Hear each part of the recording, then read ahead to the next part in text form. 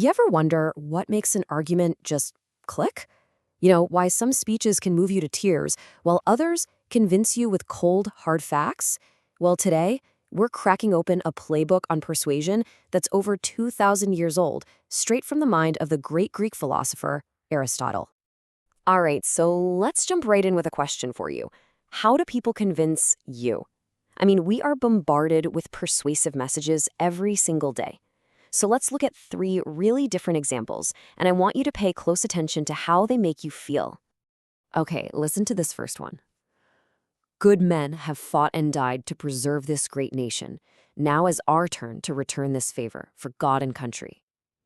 Wow, how does that land? It's pretty stirring, right? It's designed to hit you right in the gut, to spark that sense of duty and patriotism.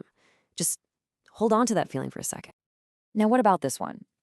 The data is perfectly clear. This investment has consistently turned a profit year over year. See? A completely different vibe. This one isn't trying to appeal to your heart at all. It's going straight for your head. All facts, all logic. And for our third example, listen to this.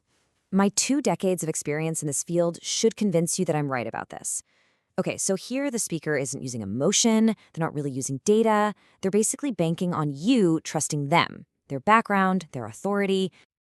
So right there, we have 3 totally distinct approaches. One pulls at your heartstrings, another appeals to your sense of reason, and the third is all about credibility. Now, these aren't just random shots in the dark. They are part of a system. It's like a secret code for persuasion, and it was the man himself, Aristotle, who first cracked it.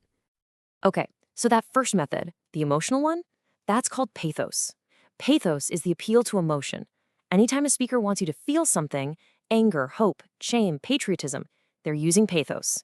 It's an incredibly powerful tool, It can rally people behind a great cause. But it's also the one you really have to watch out for, because it can be used to completely bypass logic. So remember that first example we heard? The whole "for God and country" line? That is textbook pathos. It's a perfect illustration of just how powerful an emotional appeal can be. It's aiming straight for your feelings to get you on board. All right, let's move on to the second piece of the puzzle. This one is called logos, and it's the appeal to logic. Logos is all about persuading with clear facts, hard numbers, and really well-structured arguments. It's the show me the proof approach. But hey, remember, facts can be cherry-picked, so even a strong logical argument deserves a critical eye. And that brings us right back to our second sentence. Remember, the data is perfectly clear. See it now? That statement relies completely on logos. It's laying out evidence and basically asking you to draw a logical conclusion from it. No feelings involved, just pure reason. And the final piece of this persuasion trifecta is ethos. This is the appeal to credibility. Think about it.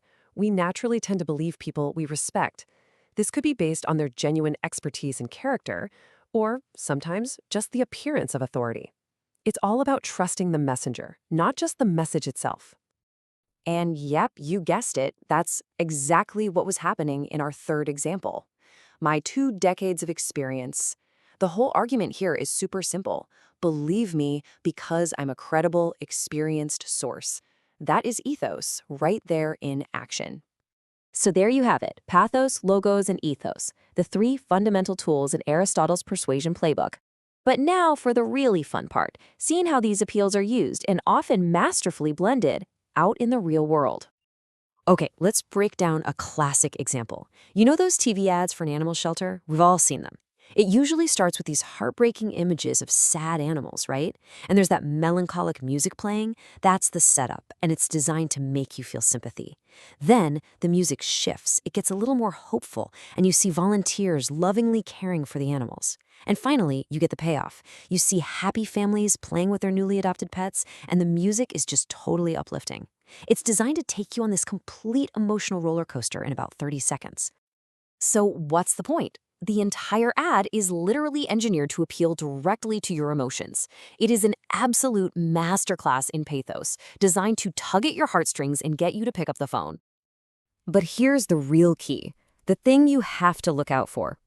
In most persuasive writing or speeches, you almost never see just one of these methods all by itself. No, the most effective arguments weave them together to build a much stronger, much more convincing case. So let's look at how you can blend these. It's a really common strategy. For example, imagine a professor saying something like, this research is not only based on reliable sources. Okay, stop right there. That's pure logos, right? It's an appeal to facts and data. But then they add, but it is also the result of many years of personal experience. And boom, there's the ethos. They're layering their personal credibility on top of the hard data. It's that combination that makes the argument so much more powerful. Okay, so now that you have the playbook, you're going to start seeing these appeals everywhere. Seriously, in commercials and political speeches, maybe even in your own group chat. So with that in mind, let's turn the lens back on you for a minute. Just think about it for a second. When you're trying to convince someone of something, what's your go-to method? Are you the person who leads with a spreadsheet and a list of facts? Or do you prefer to tell a story that creates a real emotional connection? Or maybe lean on your experience and reputation to make your case? What's your natural style? And I'll leave you with one final thought to chew on. When you think about academic communication, research papers, lectures, scholarly articles, it's easy to assume it's all about logos, right? Just the facts. But is it, really? What about a famous professor's reputation? That's ethos. Or a passionate plea for more research funding? That's pathos. Once you start looking for it, you'll see this ancient playbook is still being used all around us every single day.